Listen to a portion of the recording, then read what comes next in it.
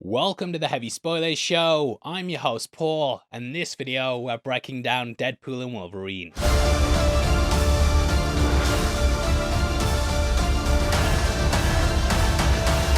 One of the most anticipated movies of the year is now here, and in this video we're going to be giving maximum effort and going through it all. This is going to contain Easter eggs, the stories behind the cameos, and our review on the film and its ending. This is a love letter to the 20th Century Fox Marvel films, and yeah, lots of things to talk about. We'll also be talking about where we think things could be going and what we'd love to see in the future of the MCU. Obviously there's going to be heavy spoilers, so if you don't want it ruined, then I recommend you turn off now. If you love it 3000, then please click the thumbs up and make sure you subscribe for videos like this every day. Also, huge shout out to Team Liquid for the t-shirt. Now let's get into the breakdown. You got the wrong guy.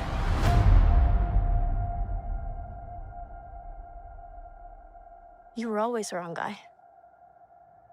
Till you weren't.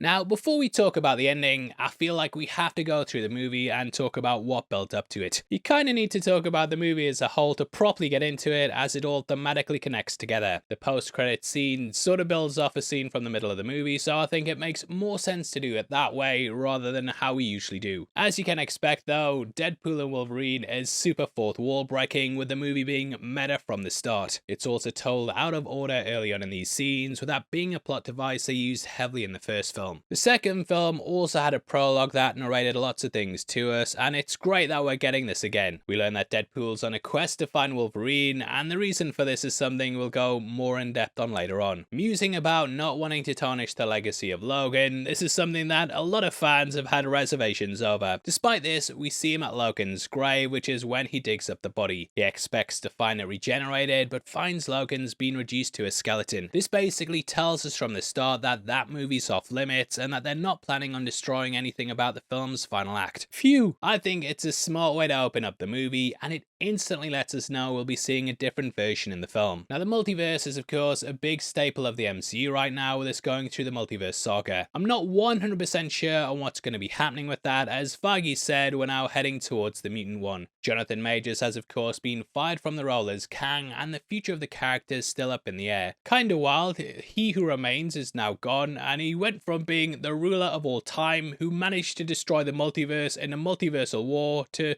just being a guy who got beat by ants, and he's possibly never coming back. We will see what they announce at this weekend's San Diego Comic-Con, but as of making this video, we're unsure of what direction they're going. Either way, the TVA arrive, and to end things bye, we watch as Deadpool uses Logan's skeleton to fend them off in an epic fight sequence. Deadpool counts the number of bones in the body, and this is similar to him counting bullets in Deadpool 1. He also says he adds an extra bone for when he's watching Gossip Girl. Now from this point we then jump to the 616 a couple years prior. Meeting with Happy Hogan, Deadpool expresses his desire to join the Avengers. He continuously jokes about Happy being just a chauffeur and reveals his insecurities about his girlfriend. He feels like he's not doing anything meaningful, and this idea is thematically laced throughout the film. He believes he's nothing, and it's sort of a big movie about a midlife crisis in which you kind of feel like you're stuck in a rut. I think it's something a lot of people will relate to, and it's a great theme to build a superhero movie around. I've certainly been through it, and you kind of want a challenge beyond just watching YouTube videos and always hitting the thumbs up. Anyway, we go back to his world, and with him's once more Peter, played by Robert Delaney. You'll probably remember him from the second film, and we learn that every Deadpool in the multiverse has their own Peter. It's sort of like how every Rick has a Morty, and it's a hilarious way to basically explain what he's like in the rest of the multiverse. Either way, he reconnects with his small group of friends for his birthday. This includes Negasonic Teenage Warhead, Yukio, Colossus, Blind Al, Buck, Dopinder, and maybe even the Vanisher. Shatterstar is there as well, and yeah, the guy's surrounded by everyone he loves. Now, despite having broken up with Vanessa, they remain tenuously friends. However, their semblance of normalcy shattered when TVA agents crash the party for all Deadpool's time manipulation. Taken into the TVA, it's revealed by the character Paradox that Deadpool's actually meant for something special. This obviously attracts the character, as he's been looking for something more meaningful in his life. Dub Marvel Jesus, this is more than just a moniker for the character. Let's be honest, mate, Marvel's been going through a tough time, with a lot of fans going back and forth over whether the MCU's alive or dead. I've been calling it Schrodinger's MCU because it's only once observed that you can say whether it is. Is it a good movie? Is the MCU alive? It's a bad movie? MCU dead! Spoiler alert for my review though. We're back! Either way, we learn that something big's gonna happen in the future with him and Thor, and that he's needed for the sacred timeline. We will talk about this more at the end of the video, but Paradox wants to take him out of his timeline and then place him there.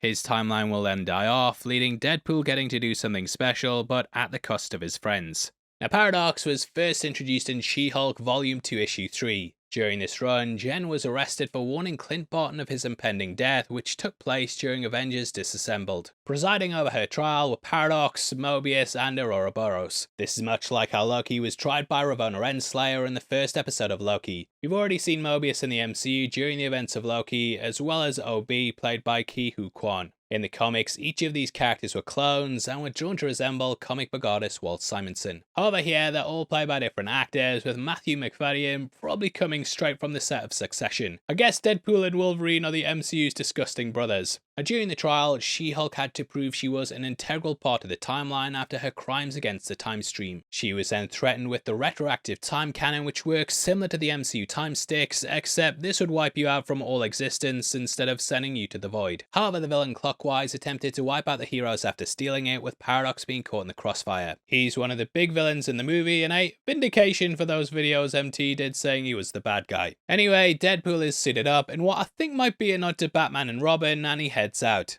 Now, if you want to look sharp and maybe get your butt smacked, then definitely check out our merch store right below the video. As always, we've got our Marvel shirts with It's All Connected and a range of different franchises. This one's inspired by The Boys, House of the Dragon, and as always, our Theory Time classic. We've got top quality material on there, and they're all designed to be tight around the chest and then loose around the waist. So it's going to accentuate the best parts of your body and make you look brilliant for the summer.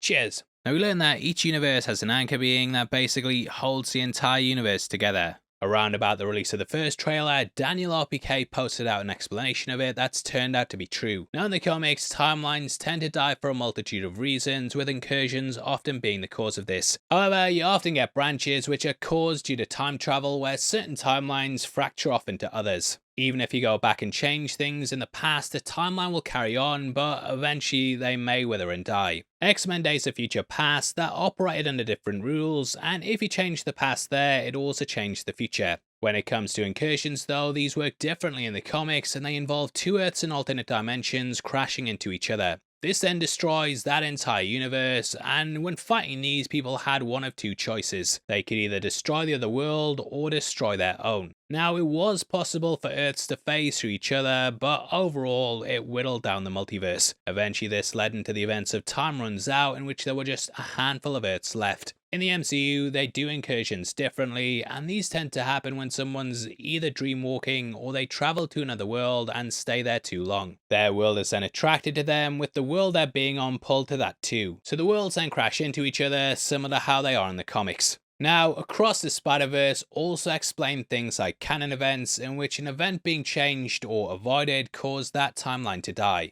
Here, we learn every world has an alpha figure who's basically the nexus being of its universe. When they die or they're removed, it starts to decay the timeline, and eventually over time, that timeline withers and dies. I kind of think it's similar to when the Ancient One explained the Infinity Stones in Endgame, and it has big knock-on repercussions. I think basically in the movie world, the rules are that if someone's out of place in a world, then slowly it starts to be destroyed. Whether this is someone going to a world they shouldn't be on, or people like Miguel replacing his dead self on another world, it's all things that shouldn't be there on that world. Either way, the alpha being in Deadpool's universe is his Wolverine, who he learns died, and this is why his timeline's collapsing. Now, this process normally takes a while, but Paradox doesn't want to wait that long. He wants to wipe out the timeline as quick as he can, and this will elevate his position in the TVA. He's created a device known as the Time Ripper, which can quickly eradicate timelines. That causes something similar to what we saw in Loki, with the spaghettification of a universe highlighting its death. He basically wants to save Deadpool as he's needed for other things, and then wipe out the timeline. Deadpool then escapes by grabbing a temp pad and doing something that's going to get him in trouble with HR. Going through various timelines, we then get several different universes as he searches for Wolverines. The first Wolverine he encounters is a short, comic-accurate version in which they've sort of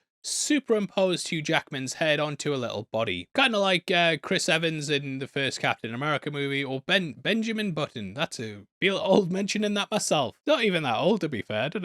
Moving on. Now next he finds a 90s style Wolverine with very big hair. He then discovers another Wolverine in the classic brown and yellow suit fighting the Hulk. This is a major callback to the source material, as Wolverine was introduced in the Hulk comic. Tasked with taking him down, their first battle showed that the character wasn't one to mess with. Hulk's bed from Ragnarok also shows up as well, which many of you spotted in the trailer. There's also a nod to Uncanny X-Men 251 as we see Wolverine crucified on a giant X. On top of this, Deadpool also meets Patch, which is a moniker Wolverine took on in the comics. Guy was known for his white dinner blazer and eye patch, and it's great seeing him in the film. And on top of this, we also get Henry Cavill as Wolverine. Before the movie dropped, there were rumours we were going to have a version of Wolverine in the film, who would then take over the role when Hugh Jackman stepped down. I'd love it if this was the case with Henry, and I think he'd be great as the main MCU Wolverine. Guy got really screwed over with Superman and told he was back after years of being left in the lurch. They then filmed that Black Adam post-credit scene and even hired writers for a second Man of Steel, but it all got shut down. I am still excited to see what James Gunn's doing with it, but yeah, I'm glad Henry at least got to do something with Marvel, even if it's just this. Now after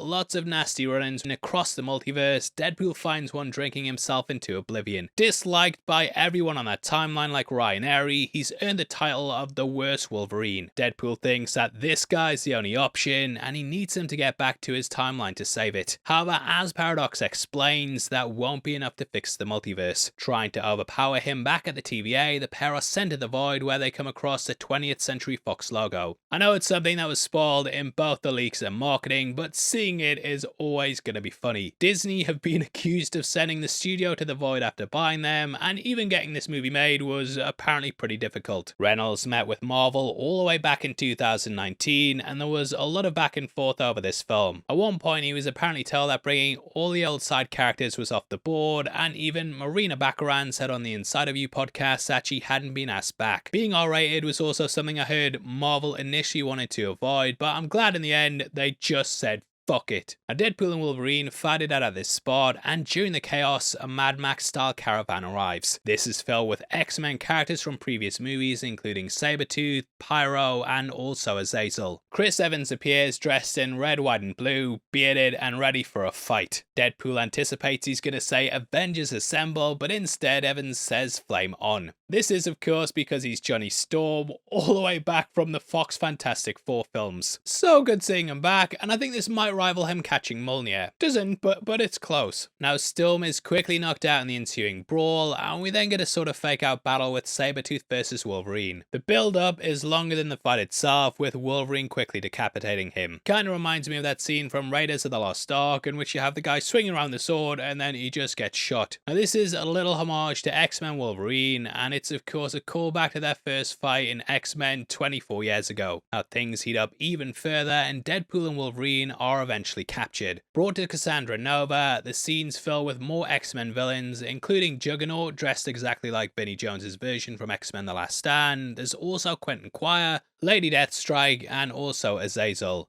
Toad shows up in the film as well, and I think there's a guy in a red and white vest that might be the Russian. Now Cassandra Nova makes her grand entrance out of Giant Man's skull, and you can even spot Professor X's wheelchair there. Also, every time I bring him up being called Giant Man, yeah, people kick off like, nah, that's Ant-Man, mate. However, whenever Ant-Man gets big, they just add the GI on the front, and even the Funko Pops for the MCU ones call him that. This in itself is a reference to Old Man Logan, as we have Pym's Falls from that, and a version of him pops up on a porch in the montage. Now, in case you don't know who Cassandra Nova is, she's actually Professor X's evil twin, who was first introduced during Grant Morrison's new X-Men run. Born without a body, she used Charles's DNA and acted like a parasite to then make her own. Doing this in the womb, she eventually got to the point she was powerful enough to attack Charles, but he blasted her psychically, which then seemingly killed her. Their mother ended up having a miscarriage, but Cassandra's consciousness remained. Disposed of, she lay low in the sewers and rebuilt herself from the things dumped down there. After decades, she became a fully formed human and sought out a path to seek revenge on Charles. In the comic, she was someone who believed the world wasn't real and that she and Charles had created the universe in their minds. In the comic, she also attacked Genosha with a Wild Sentinel, which is something we saw happen in X-Men 97. That was obviously revealed to be Bastion, but it kind of gives you an idea of how big the character is in the source material. Either way, Deadpool seizes the moment to reveal that Chris Evans' Human Torch insulted her on the way there. Enraged, she uses telekinesis to gruesomely rip off his skin. This reduces him to a pile of blood and bones, and though everyone thinks it's not cool Deadpool did this, he actually gets some vindication at the end. That takes us to the post-credits scene, which builds off the back of this moment. Deadpool returns to the TVA control room in order to address this joke. He decides to review the footage of the scene where the Human Torch was taken with them along to Cassandra Nova's hideout. This alternate angle reveals that Human Torch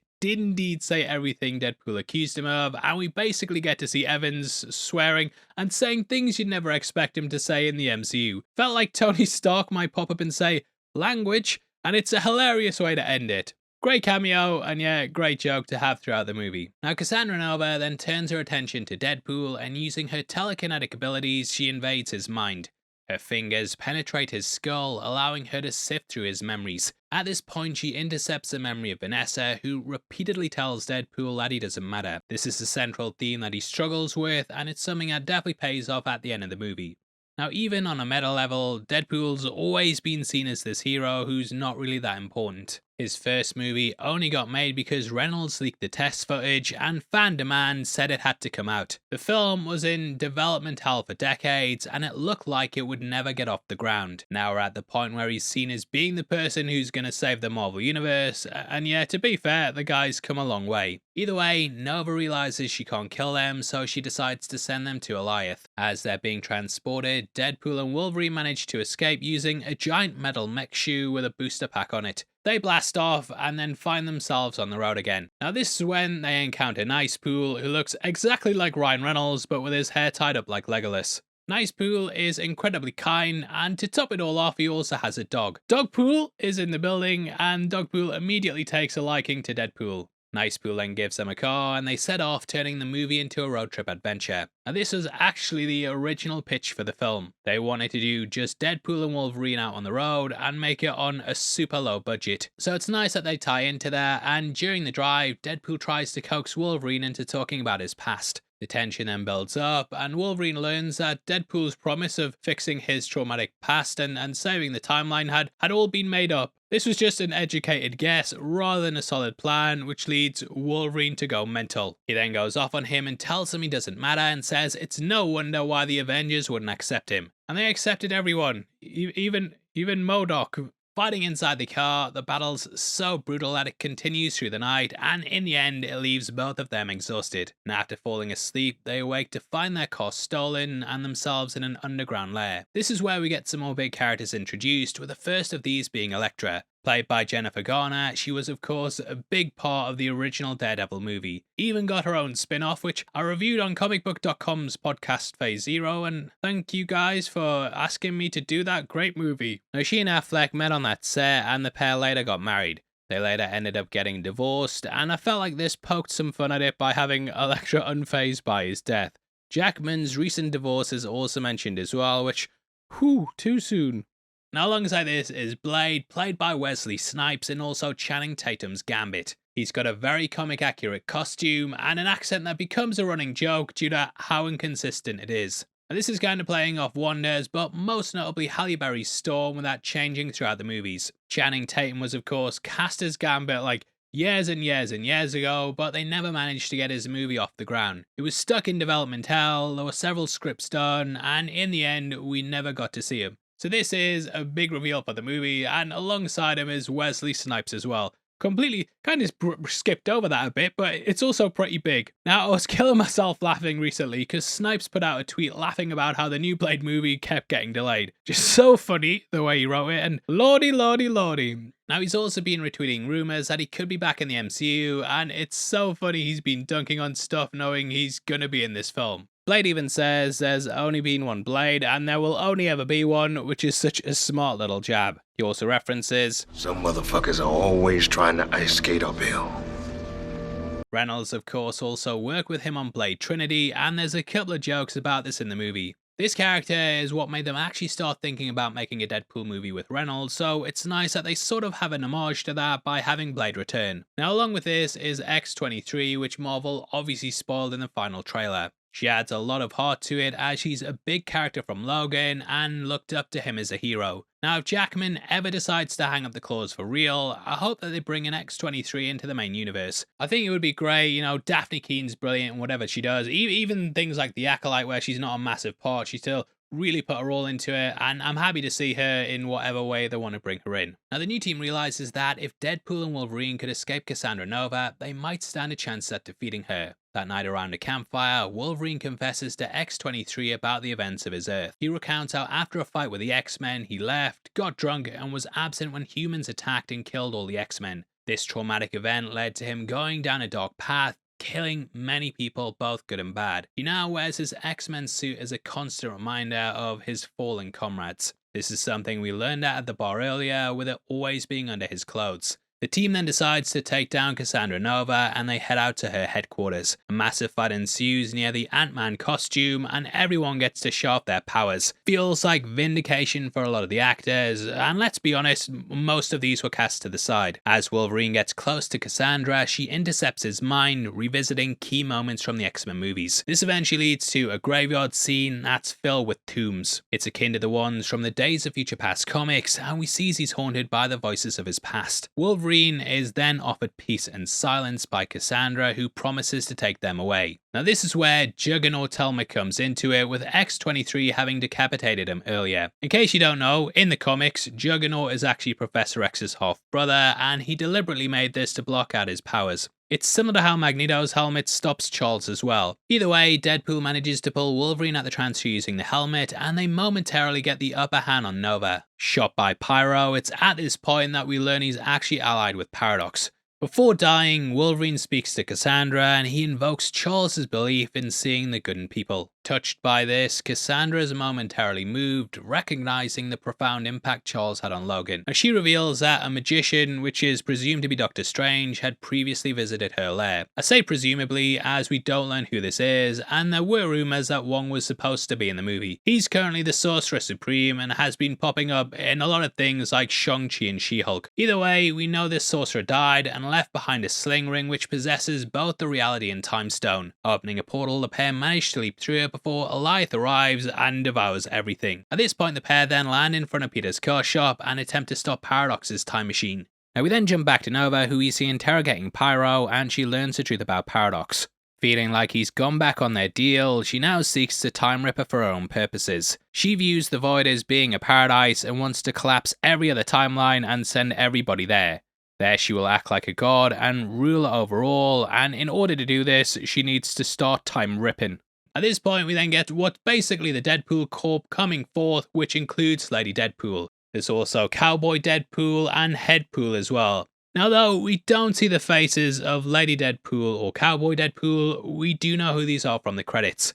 These are played by Blake Lively and Matthew McConaughey respectively. Leads to a massive epic fight scene and Wolverine finally dons his mask. Apparently, grown men cried when he was at the costume fitting, and it's a massive thing for the franchise. The helmet was teased at the end of the Wolverine in a deleted scene, but we never got it being worn. Then, when Logan wrapped things up, people thought it was over, but we're back! We're so back! Now, Feige even recently said that the reason they did leather black costumes in the first film was because The Matrix was popular. Fans have obviously wanted to see this for decades though, and it's obviously going to please a lot of people. Either way, it goes into a big battle and Peter then shows up in a Deadpool costume. This distraction then allows Wolverine and Deadpool to reach the machine, but they realize that to stop it, they need to combine matter and antimatter. This will create a volatile reaction, and both Deadpool and Wolverine attempt to sacrifice themselves so they can finally do something for their loved ones. However, Deadpool tricks Wolverine and enters the machine akin to Spock's death in the Wrath of Khan. He starts absorbing the antimatter, but Wolverine interrupts it and starts absorbing the energy too. Nova is attempting to destabilize the timelines further, but the pair manage to overpower her. Now the machine explodes and the pair are then thought dead.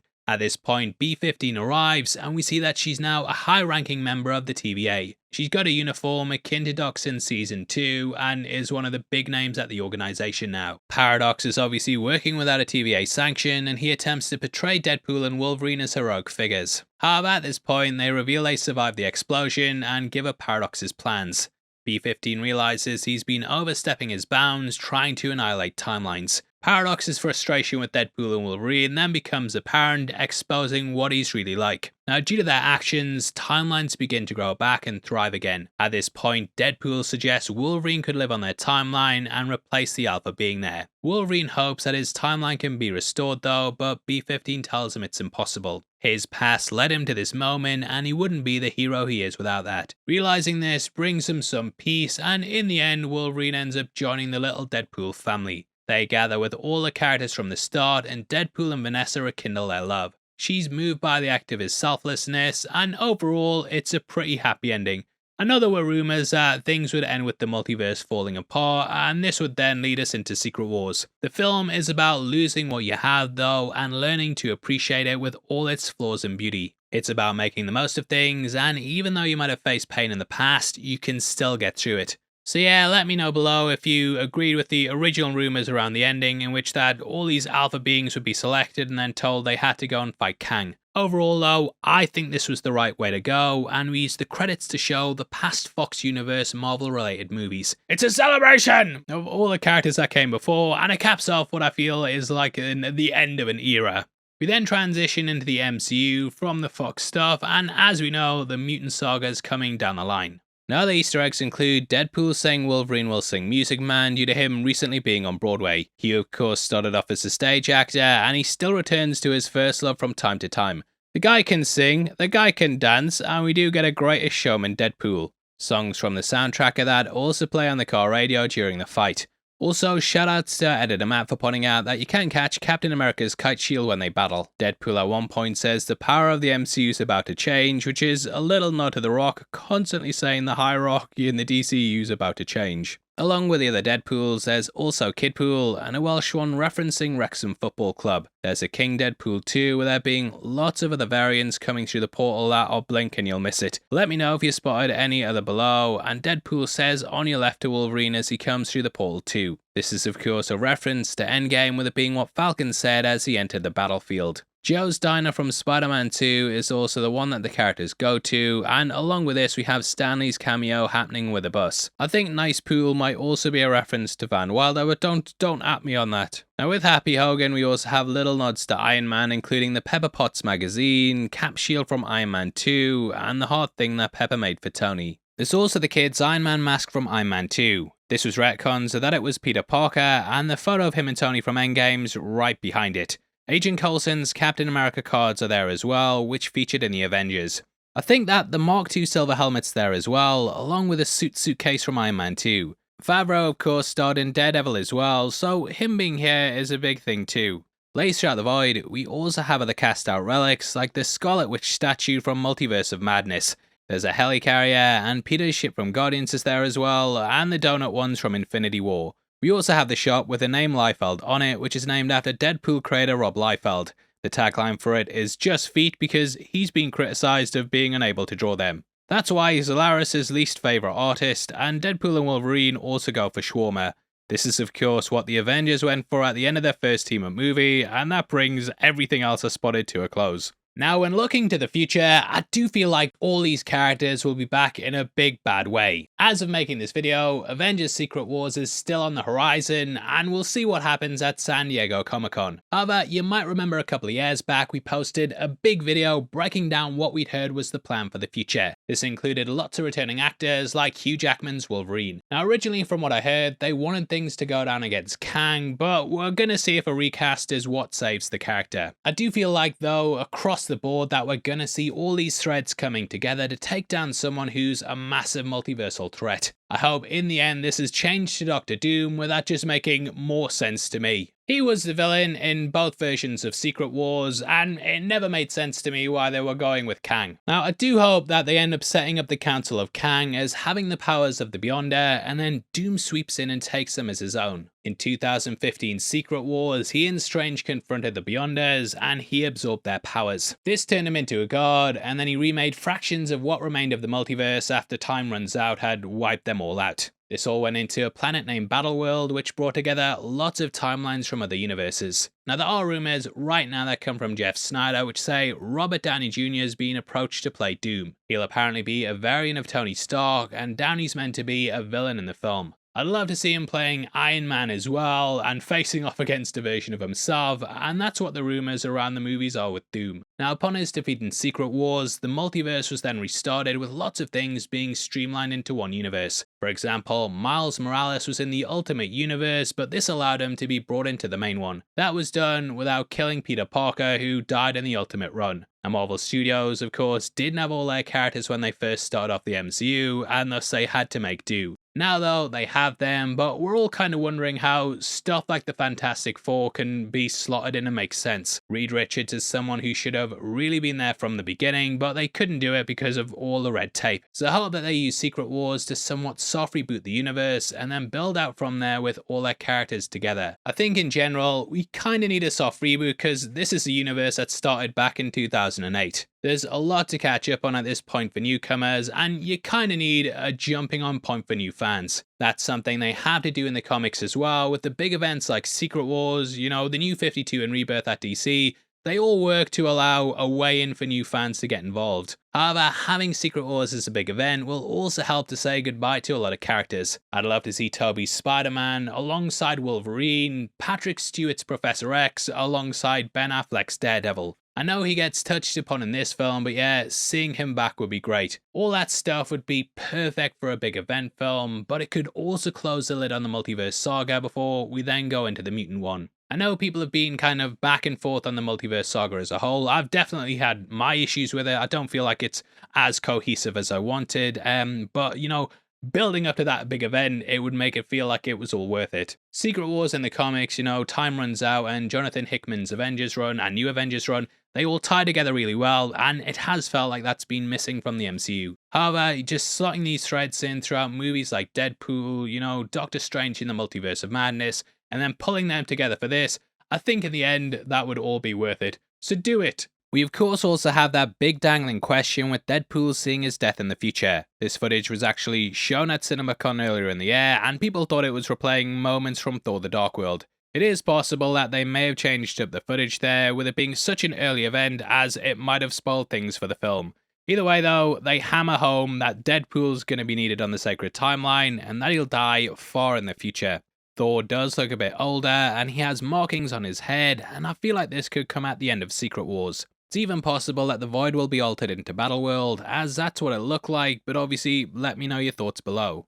Now, as for my thoughts on the movie, I've seen this described as being like taking all your Marvel figures and just smashing them together. That definitely feels apt, and while the story can suffer from its messiness from time to time, which, I think a lot of people will agree with if they're being honest, honestly, who really gives a shit? The movie is so massive, over the top, and filled with surprises, and it just makes it a blast to watch. I think everyone's going to enjoy it far more than they'll dislike it, and overall, this is a big summer blockbuster. We've been wanting not only Wolverine and the X-Men in the MCU for a while, but we've also been craving a proper R-rated movie.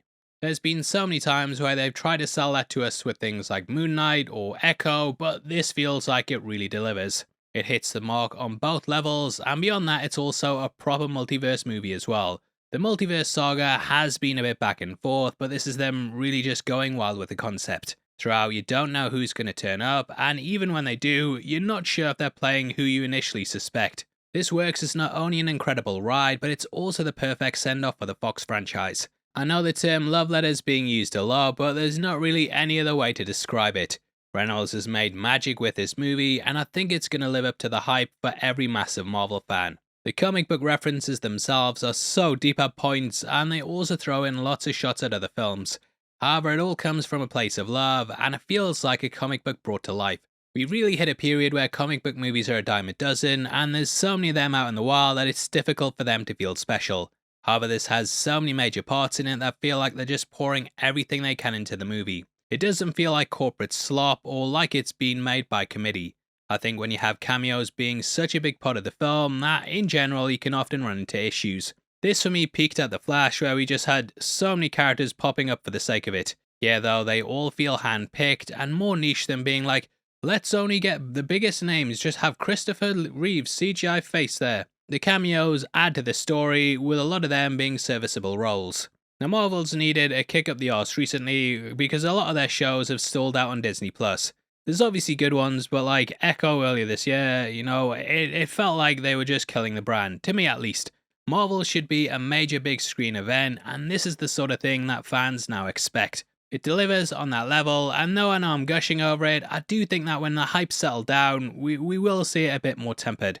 The third act kind of devolves into a lot of problems that Marvel movies have where they go a bit overblown with the CGI. The mask on Wolverine looks a bit off at points, and this is a big issue with Hollywood at the moment. I feel like these movies are done so much against the green screen that they've almost become fully animated movies. So much has to go into it, and lots of VFX artists are required. With all these projects going more and more towards that as well, there's also a lot of work in the industry. However, it feels like there may be more work than there is artists, and they obviously haven't got the manpower to make sure everything's polished. The best effect is the one you don't even see, and I'm sure there is lots of stuff in the film that you're never going to pick up on. Even stuff like Cassandra Nova's long fingers, it's subtle. Still though, when it's in your face, it does stand out a bit, and yeah, that is me nitpicking, but it's something I noticed when watching it. I think Twitter in 3 months is probably going to Twitter, and they'll do their usual stuff that they always do. No Way Home was the perfect example where people just started hating after the hype died down. Still though, I hope everyone remembers this moment, how much they loved it at the time, and it gives me a lot of optimism for the future. I really can't wait to see Wolverine back, and also what they're going to be doing down the line. Now though it's Deadpool 3, I can't overstate how much this is Wolverine's movie, with Hugh Jackman absolutely killing it. It's crazy that he's been playing the character for 24 years now, and he still manages to keep it fresh and exciting. I can't really hammer home how much I loved it, and yeah, I know I had some nitpicks, but I'm just trying to be balanced. But yeah, Marvel's alive. We're back. We're back. What do you mean Agatha's out in 2 months?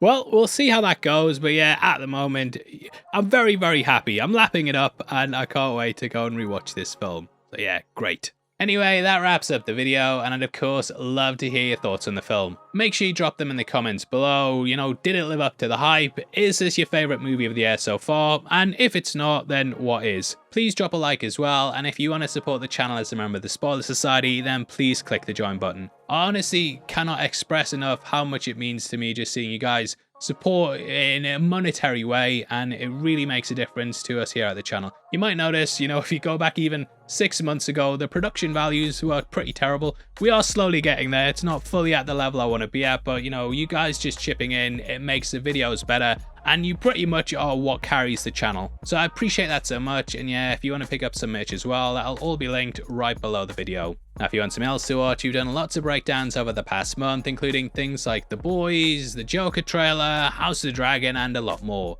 We've clicked a best for you option on the end screen, so whatever that's selected, YouTube thinks that that's the best video for you, so go and watch it please, and if not, then thanks for sitting through this video. I know it's been a long one, but I appreciate your attention being diverted for this long and listening to my annoying accent. So yeah, huge thank you for all that, and I hope you have a great rest of the week. You take care, peace.